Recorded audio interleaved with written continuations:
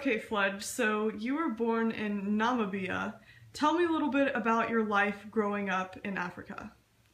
Uh, Growing up in Namibia, I lived there for 5 years, but then we moved to South Africa when I was five, so I spent the majority of my life down in South Africa.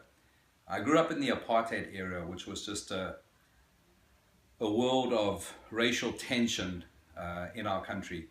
And it just wasn't a wonderful environment to live in as far as segregation goes. White people were told to live here, black people were told to live there. And with that separation, it was just an anxietous country to grow up in. Fledge, what exactly is sun safaris?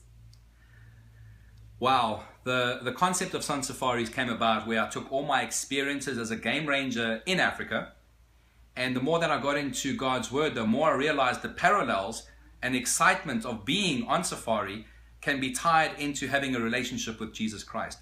And since 2003, I've been invited all around the United States to bring multimedia presentations to all age groups, from young kids all the way through adults, at conferences and youth camps and any type of setting where people want to hear these exciting parallels. I mean, you mentioned Africa, you mentioned animals, and you throw in safaris, and then you add God's Word. I mean, people are just excited, you know. And what's amazing is that because I've been doing this for so long, a lot of the people that I've met have always asked, do you take people to Africa? And I thought, no.